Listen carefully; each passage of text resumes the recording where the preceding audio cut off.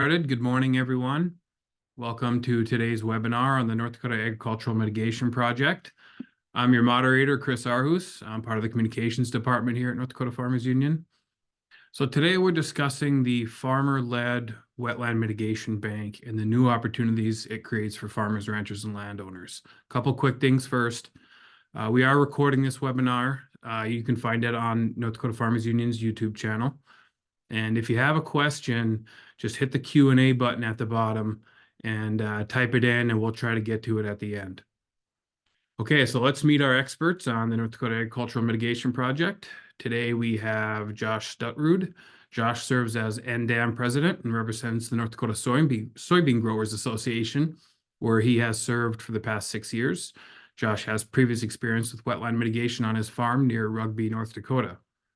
Also with us is Drew Courtney. Drew serves as the NDAM vice president and represents the North Dakota Corn Growers Association, where he's served the past 6 years. Drew farms near Oaks, North Dakota. And Matt Retka is also with us. Matt is the technical consultant for NDAM's Ag Wetland Trade. He has a degree in natural resource management from NDSU. Matt works at Stantec with a team of engineers and scientists who have several years of experience in regional wetland mitigation banks. So with that, we'll let Josh take it away.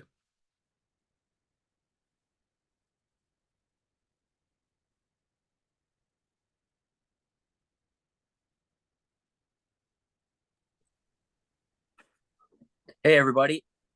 Oh, Are we pulled up there? yep. Josh, Okay. Drew. Okay, Drew, go ahead. Yep, Drew, I'll take this first slide here if everybody can hear me okay. So about 18 months ago, or roughly 2 years ago, we had the good idea in the state listed on the bottom there through this page. The 6 organizations just really saw a need in the state that mitigation was starting to become a hot topic for producers and needed a way to move some of these wetland acres and even restore some, and it was a good nonprofit that we wanted to put together with these 6 organizations, and we made sure to make it farmer led, so we understand the challenges on farms, whether it comes to drain tile or if you want to restore some of these wetlands. So it's been a really good group of commodity groups and Farm Bureau and Farmers Union that created this group here about 18 months or so ago.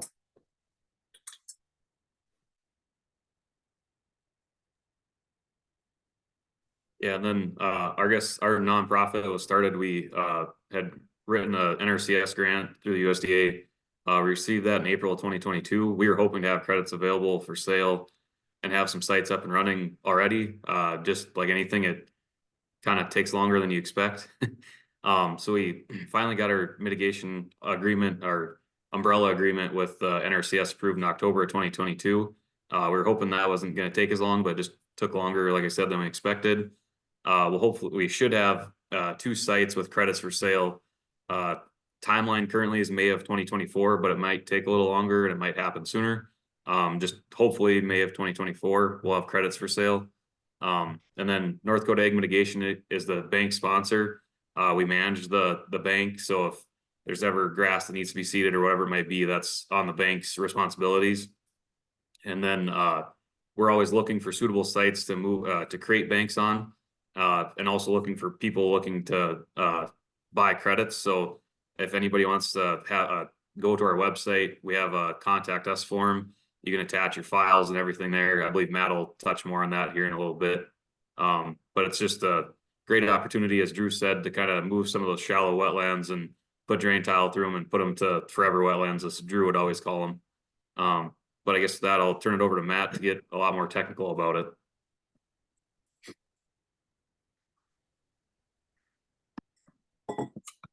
Hey, thanks, Josh and Drew. And yeah, I work for Stantec and have the privilege of serving the technical capacity in a technical capacity with both Drew and Josh and the other members of the NDAM organization to kind of implement this whole program.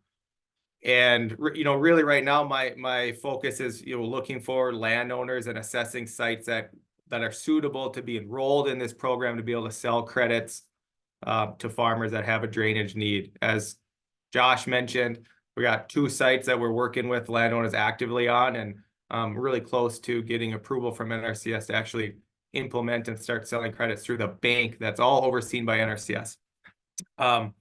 So I'll just kind of go through the technical stuff here. As Josh mentioned, I'll try and not keep it too dry, but I'll just start off with basically, what is wetland mitigation?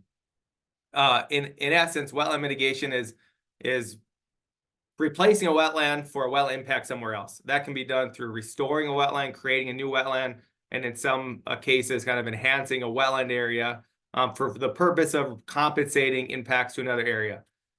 Typically, existing or undrained wetlands, sloughs that just are holding water and functioning as a wetland currently don't offer much, if any, credit for mitigation. Then there's 2 primary mechanisms for wetland mitigation. You can go through a bank, which is what NDAM and I'm working with NDAM on establishing, where kind of like walking into your local town bank, and they've got credits and you can trade or take out a loan, or you can do your own on-site mitigation, which doesn't entail a financial transaction. It's just replacing acres for acres on your own operation. We're going to focus more on the first one today, being we're working on a wetland bank here sponsored through NRCS. So why mitigate wetlands? Well, simply it's just because wetlands are regulated, and really they're regulated under 2 statutes. One, the Clean Water Act, the other Swamp Buster, or more appropriately known as the National Food Security Act, which is what we're going to focus on today from an egg standpoint. So the Swamp Buster or the Food Security Act, tied certain incentives to wetlands, and what it did is it made it essentially to remain eligible for certain USDA programs, including crop insurance. Landowners and farmers cannot impact or drain wetlands, and if they do, they need to mitigate for it. So it's kind of a hitch onto the regulation that any impacts to wetlands would need to be mitigated to stay eligible for USDA programs and USDA crop insurance. So back to just the NDM program, the 6 organizations, corn, soy, Farmers Union, Farm Bureau, grain growers, and Durham all came together as a sponsor, NDM, to manage this egg wetland trade. And really what that is here's a schematic that kind of shows the pieces of the puzzle. And ultimately, on one side, you've got landowners that are willing to host bank sites, sell credits, and on the other end, you have buyers that have impacts draining wetlands. And then there's a few other pieces shown here that go into this. We needed to start with, as Josh mentioned, it's called a mitigation agreement. That's through the regulatory agency, in this case, NRCS, kind of through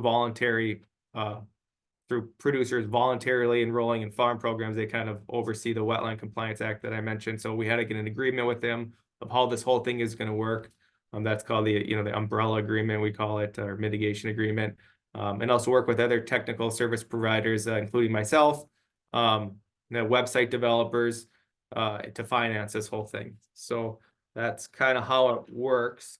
And here's, on the 2 sides of the bank, you got the sponsor and they're going to be the ones overseeing the bank, and then you have landowner hosts. So here's kind of just a list of the responsibilities of the 2 parties.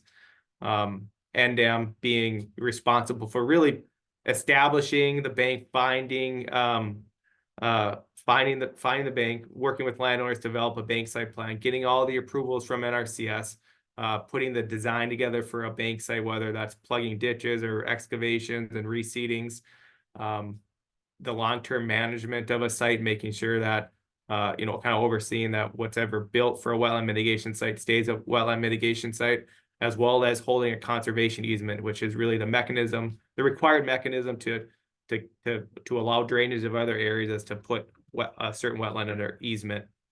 And the other side, the landowner host, that's the person that's willing to enroll land in this program. They're responsible for allowing NDM access to the site. They're responsible for completing the restoration work, financing that work. they work with NDEM on determining the credit sale price. So there's you know, the ability for the landowner to maintain some control over, you know, how much they're getting in payment for the site. And then they retain ownership of the land and are responsible for any tax burdens that stay with that. So why would a landowner really want to enroll in a program like this? Well, there's a direct financial incentive where any landowner that's interested, that has a site that's suitable and interested in going through this program, would get 80% of the credit sales as shown in the little pie graph there. NDAM as a sponsor takes 20%, and that's primarily just to fund this program long term, to be able to put some money aside in case it doesn't go right, and to keep some money to keep this program going.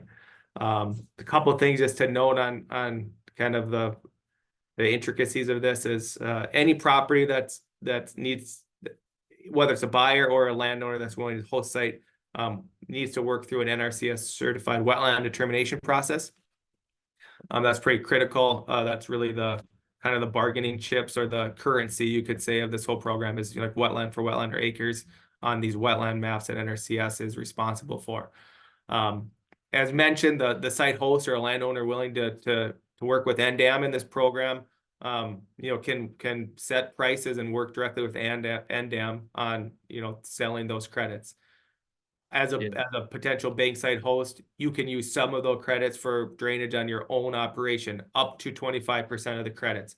So the reason we have that policy in place is to, you know, make sure this program isn't just directed at financing or improving one farm operation, but really to put it out there for, you know, for statewide access. And then, or yeah, jump in. If I can just add to that quick, the 20% that we retain from the credit sale, 10% or 50% of that, so 10% of the total credit sale actually goes to a long-term operational fund. So one of the benefits of working with NDAM is that we take on all the risk moving forward after the bank is established. Like if ditch is plugged and the berm blows out, our long-term management fund actually fixes that problem. And or if maybe grass needs to be seeded 10 years later because it drowned it out and it started to dry up a little bit, so we needed to seed some on the edge, that's not on the landowner, it's on the bank site host. So that's one of the benefits of working with NDAM. Long-term management is kind of covered by us, for lack of better terms.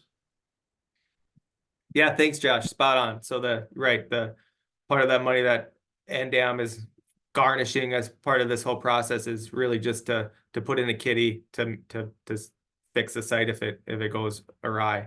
And I'm glad you touched on the liability of all this too. I think maybe there's a slide later in the deck that touches on this, but I mean the beauty of a bank is, you know, NDAM's hiring consultants and other people like me to do due diligence and make sure these things work out so that there aren't issues, but if there are, you know, you're covered on some of the fix-it costs of something like that happening. Also, the buyers have no liability in this either. They're you know, the NDAM has taken on the responsibility and the risk of working through approval processes with NRCS in this case, so that, you know, if a buyer comes to NDAM and buys you know, a few acres of wetland credit to complete their drainage project and stay in the free and clear on the swamp buster provisions, they have no liability in that. They pay their check, that liability is now on NDAM. So that's kind of the beauty of a bank.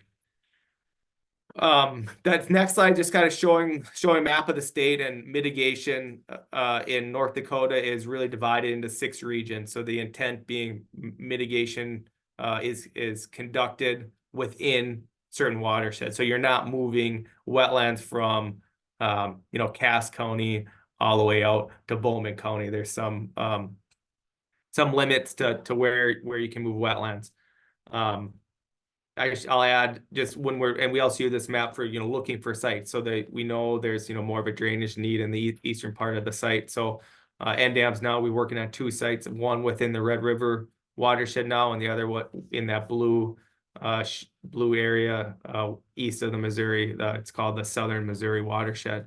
So the suitable sites, and this is you know, where I kind of spent a lot of my time now talking to folks interested in the program that may or may not have suitable sites, is just finding those spots where we can, you know, economically and long-term establish wetlands. Some of the best spots are expiring CRP with drained or old restored wetlands. I know there was a lot of CRP contracts in the 90s, early 2000s that have expired recently or could be expiring. And some of those CRP contracts, landowners were actually partly paid to plug old ditches. And those wetlands that were recreated as a result of those CRP contracts that had drained wetlands can be essentially just rolled right into the bank program with little to no work needed. Because conversely, those CRP contracts could expire, the land could be broken up and redrained. So it is like essentially a net gain in wetlands to protect those wetlands. So that's one instance where if you may have existing wetlands, cattail sloughs on your property, if they were restored previously under an old CRP contract, and you would like to keep some of that in grass or water, that's a great spot to look at doing a wetland bank. Other spots are marginal ground with old or poorly functioning drains. We see a lot of those saline spots that maybe were ditched, back in the 70s or 80s, and because of the high water, they've gone out of production, and it just might not be the kind of spot you're looking at improving through tiling, but it might make a great wetland bank and allow you to drain another spot on your farm or sell those credits to somebody else and profit off that area. And lastly, are any areas where you can capture water via embankments, building berms, or doing shallow excavations can be suitable for mitigation. Those are a little less desirable. Just every spots that are just because you can't get there with a tractor, doesn't make it the best mitigation site. I kind of deal with a lot of areas that may be cut off because of a railroad track or kind of tucked away. It's the part of an irrigation field that you don't farm, but every piece of land isn't really suitable to make a wetland, but some are. So site evaluations kind of just touched on what we look for. If a landowner is coming to me interested in the program, we got to start with an NRCS certified determination. Then it's usually me or somebody else I work with will go out there, meet with you and do a survey. We can estimate credit potential, design costs, and we're really looking for kind of the constraints or red flags that may kill a project. Typically, it's if basins or an area would extend onto a neighboring property, so we can't push water onto our neighbors. So part of our survey, my job is to make sure that we're not going to negatively affect any neighbors in the process.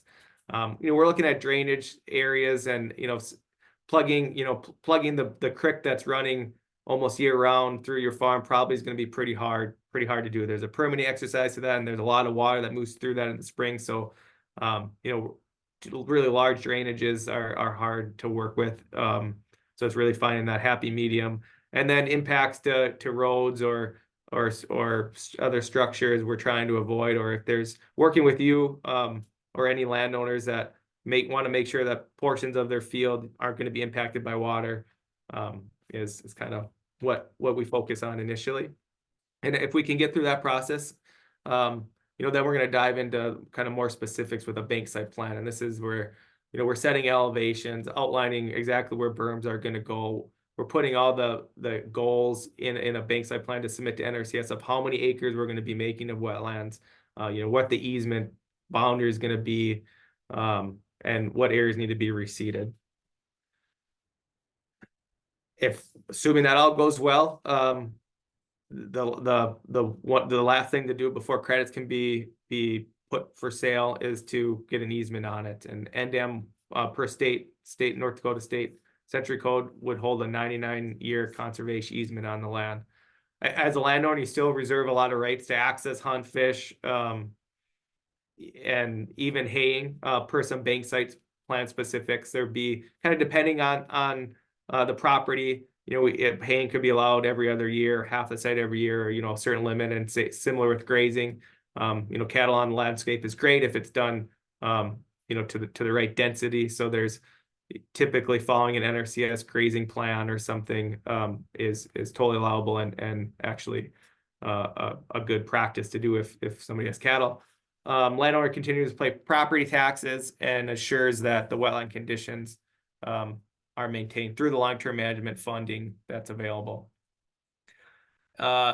Just thinking long-term about the land, we get these kind of questions a lot. What can you do with it? Well, you can't put it in CRP. You can't put it in other USDA programs, being it's already under a conservation program per se. But there are some other eligible programs, North Dakota Game and Fish type state programs, or any other, non-conflicting federal programs can qualify after a site's developed and sold as a wetland bank.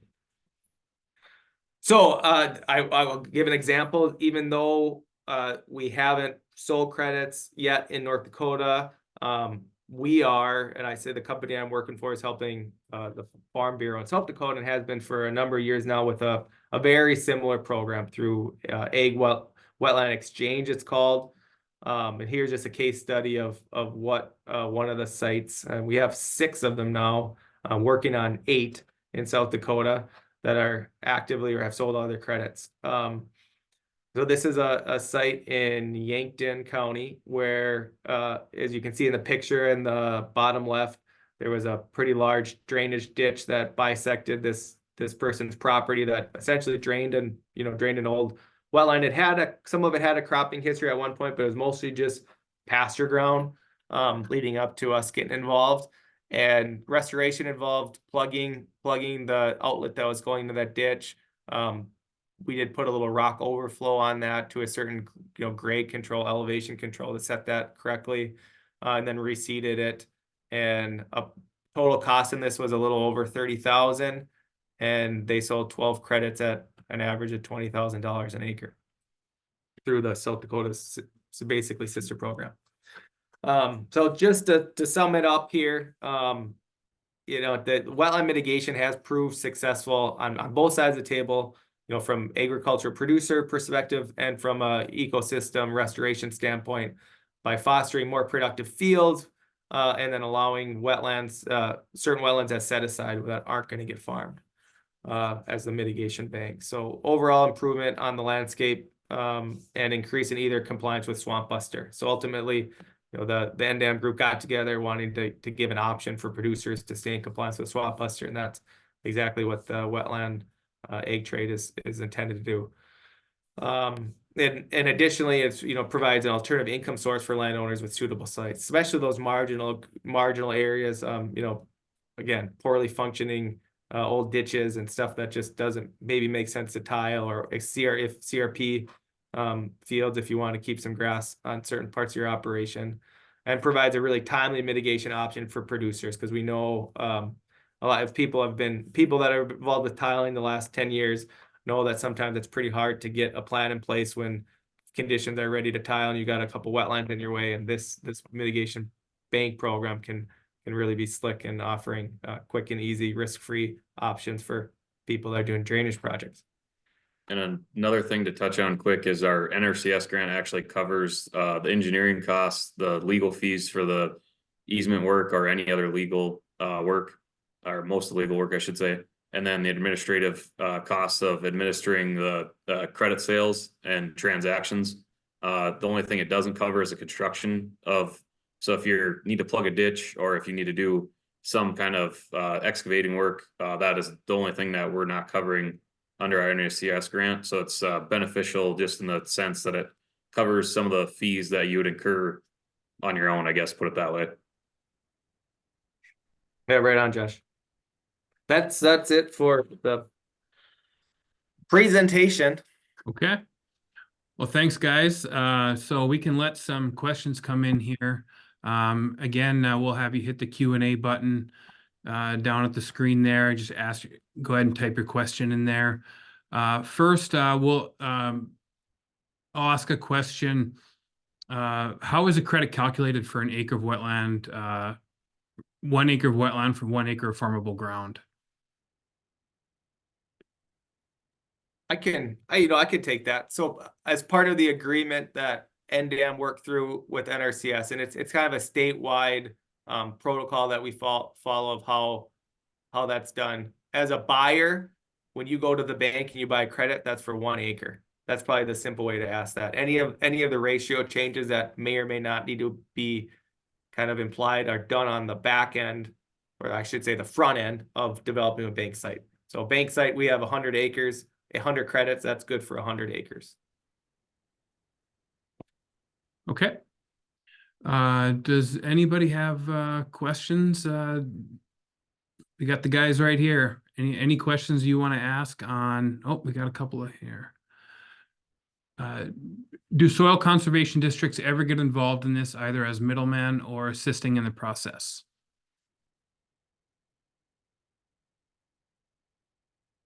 Somebody want to take that one? Josh, or I mean, I'll also add, we sure would like their involvement. There hasn't been too much yet. In South Dakota, they are involved in kind of long-term management of a site, where a landowner just wanted to engage with a conservation district to kind of take it over, but that's all I know. Yeah, I was gonna say, we're hoping to work more closely with them moving forward, and as Matt alluded to, there's been situations where maybe the soil conservation district owns a cedar or a grass cedar or something along those lines, and we can work with them to hopefully maybe establish some grass on a bank site that needs to be done, or do some work that just easily is handled by a soil conservation district, I guess is a good way to put it, for long-term management of the bank site. Yeah, we touched on that in our last meeting, that was more at a local level. We were going to try to reach out to a lot of those districts and just be in touch with them and let them know of the program and kind of what we have going on, which should work pretty well together. Okay, thanks, guys. Another question, are we able to take existing dams or wetlands and improve them?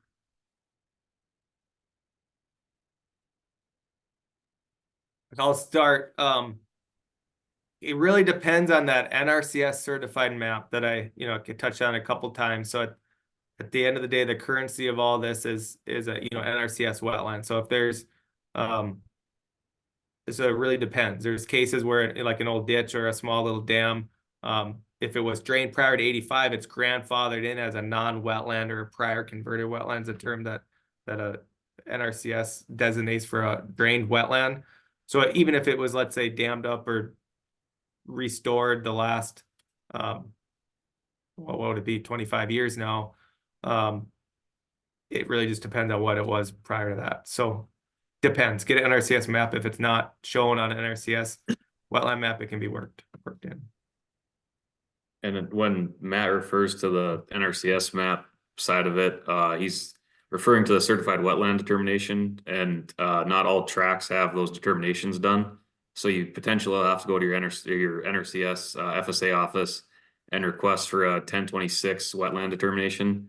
There's also the 1026 highly erodible determination, which you need to do to stay in compliance with when you're breaking up land to see if it's highly erodible and what needs to be done in a crop rotation, things like that. So just make sure you're getting the 1026 wetland determination form when you're requesting that, I guess.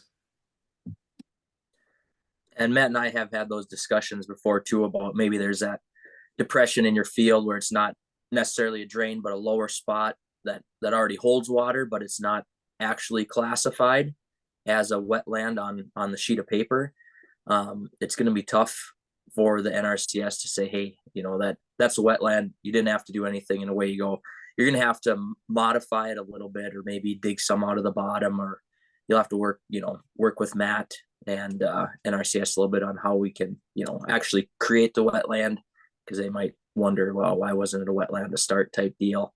So you'll have to modify somewhere. You won't be able to just rubber stamp it, but we haven't looked at any of those sites. The two bank sites we have right now were just ditch plugs, which were very, very easy to do so far.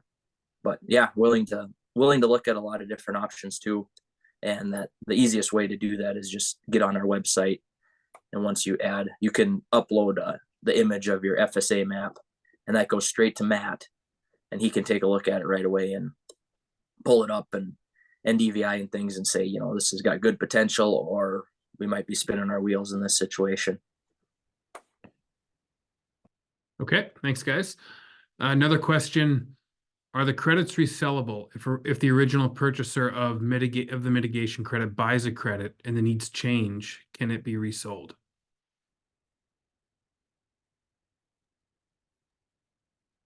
I guess, Matt, you can be a lot more technical about this, but I guess personally, just if you're putting drain tile in, that's a long-term investment. So unless you're doing like surface drainage or something along those lines, like I don't foresee you wanting to resell the credit, but I don't know the technical components of doing that because the easement would be in place. So I don't know how the easement legally functions in that sense. Matt, if you can touch on Yeah. that. It's an interesting question. I don't know that I can answer it too directly, but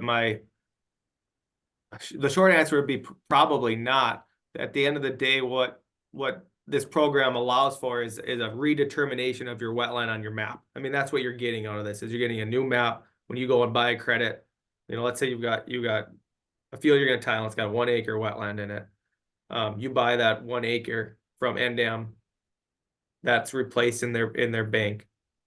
And NRCS is obligated to send you a new map without that 1 acre wetland on there. So I don't really see a mechanism that allows you to resell that credit.